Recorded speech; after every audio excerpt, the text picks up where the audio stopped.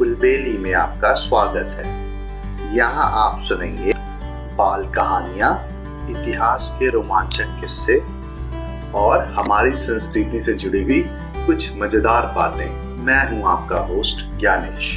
अभी मैं लेके आया हूँ पंचतंत्र की एक बहुत ही शिक्षाप्रद कहानी जिसका नाम है बड़े नाम का बड़ा चमत्कार। बहुत साल पहले एक जंगल में हाथियों का झुंड रहता था। उस झुंड के सरदार का नाम गजेंद्र था। गजेंद्र बहुत ही विशाल और शक्तिशाली था। साथ ही साथ वो अपने साथी हाथियों का बहुत ध्यान रखता था। सभी हाथी उसके नेतृत्व में बहुत खुश थे। वो सबकी समस्या सुनता और उसका हल निकालता था। उसकी नजर में बड़े छोटे सब बराबर थे। वो सबका ख्याल रखता था। एक बार इलाके में भयंकर सूखा पड़ा। कई सालों से बारिश नहीं होने के कारण सारे नदी तालाब सूख गए थे। पेड़ पौधे भी मुरझा गए थे। जमीन फट गई थी और चारों ओर हाहाकार मचा हुआ था। हर कोई पानी की बूंद बूंद के लिए तरस रहा था। हाथियों ने अपने सरदार से कहा, सरदार, आप कोई उपाय सोचिए, वरना हम सब प्यास से मर जाएंगे। हमारे बच्चे तड़प रहे हैं। हाथियों का सरदार पहले से ही सारी बातें जानता था, मगर उसकी समझ में नहीं आ रहा था कि इस समस्या का समाधान कैसे निकाला जाए। सोचते सोचते उसे अपने बचपन की बात याद आई और सरदार गजेंद्र ने कहा,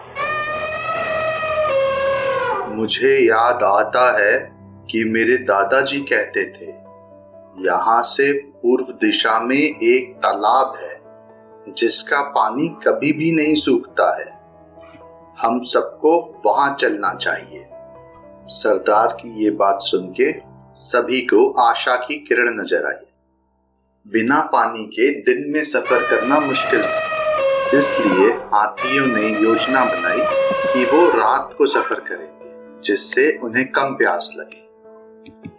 5 रातों तक सफर करने के बाद हाथियों का झुंड उस तालाब तक पहुंच गया।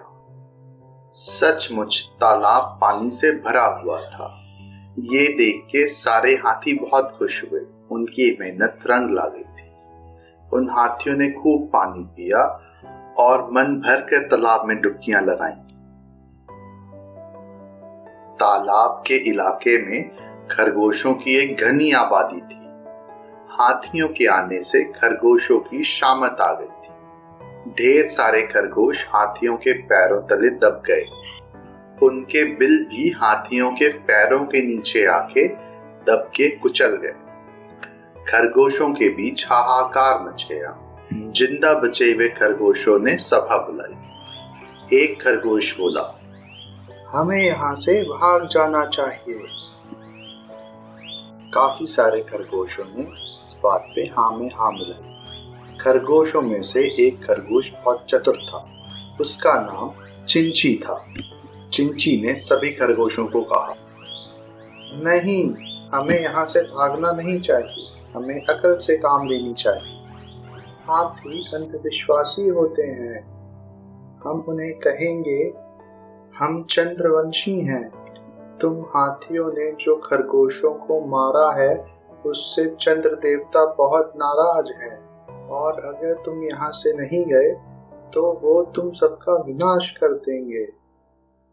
बहुत सारे खरगोशों ने चिंची की बात का समर्थन किया। उन सबको पता था चिंची बहुत चतुर है और वो बातें भी अच्छी बना लेता है। थोड़ी देर के विचार विमर्श के बाद सभी खरगोश इस प्रस्ताव पे मान गए और उन्होंने मिलकर निर्णय लिया कि चिंची को हाथी के पास अपना दूत बना के भेजेंगे।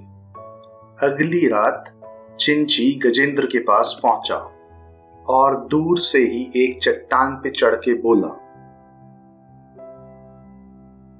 गजनायक गजेंद्र, मैं चिंची, चंद्रमा का दूत, उनका संदेश लेकर आया हूँ। चंद्रमा हमारे स्वामी हैं। ये सुन के गजेंद्र ने पूछा, भाई क्या संदेश लाए हो तुम? चिंची ने जवाब दिया, तुम हाथियों ने खरगोश समाज को बहुत हानि पहुंचाई है, इसलिए चंद्रदेव तुमसे बहुत नाराज हैं। इससे पहले कि वो तुम्हें श्राप दे दें, तुम यहाँ से चले जाओ। गजेंद्र को चिंची की बात का विश्वास नहीं। गजेंद्र ने बोला, चंद्रदेव कहाँ हैं? मैं खुद उनके दर्शन करना चाहता हूँ। चतुर चिंची उस प्रश्न के लिए पहले से ही तैयार था। उसने उत्तर दिया, चंद्रदेव तालाब में बैठे हुए हैं, वो बहुत गुस्से में हैं। तुम चाहो तो जाके उनसे मिल सकते हो। दरअसल वो पूर्णिमा की रात थी और तालाब में चंद्रमा की परछाई दिख रही थी। चिंची की बात सुनकर गजेंद्र तालाब के पास पहुंचा तो उसे तालाब में चंद्रमा का प्रतिबिंब नजर आया। चंद्रमा का प्रतिबिंब देख के गजेंद्र घबरा गया।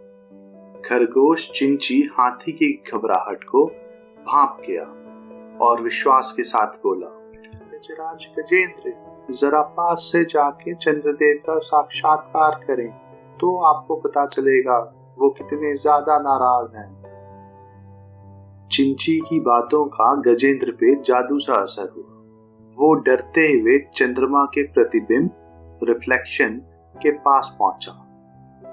हाथी के भार की वजह से तालाब के अंदर लहर सी आई और चंद्रमा का प्रतिबिंब टूट गया और कई हिस्सों में बट गया। ये देख के गजेंद्र और भी डर गया। डरे हुए हाथी को देख के खरगोश ने कहा, आपने देखा, आपको देखते से ही चंद्रमा कितने ज्यादा रुष्ट हो गए हैं कि वो गुस्से में फट गए हैं। आप अपनी और बाकी हाथियों की खैर चाहते हैं तो उनके साथ तुरंत यहाँ से वापस चले जाएं, वरना चंद्रदेव पता नहीं क्या श्राप दे दें। गजेंद्र तुरंत अपने झुंड के पास वापस गया, उन्हें सारी बात बताई और सबको सलाह दी कि उन्हें यहाँ से तुरंत चले जाना चाहिए। अपने सरदार का आदेश मान के हाथियों का झुंड वापस अपने घर की ओर निकल पड़ा। हाथियों को वापस जाता देख के खरगोशों में खुशी की लहर दौड़ पड़ी। हाथियों के घर वापस आने के कुछ दिन बाद ही वहां पे जमकर बारिश हुई और पानी की समस्या का समाधान हो गया और हाथियों को फिर कभी उस तालाब की तरफ जाने की जरूरत नहीं पड़ी। इस कहानी से हमें ये सीख मिलती है कि हमें हमेशा अपने बुद्धि का प्रयोग करना चाहिए। बुद्धिमानी से ताकतवर शत्रुओं को भी हराया जा सकता है। मुझे उम्मीद है आपको ये कहानी जरूर पसंद आई होगी। ऐसी और कहानियां सुनने के लिए हमारे चैनल को लाइक और सब्सक्राइब करें। इस कहानी को ज्यादा से ज्यादा शेयर करें। जल्दी मिलते हैं किसी और कहानी या किस्से के साथ। तब तक के लिए धन्यवाद।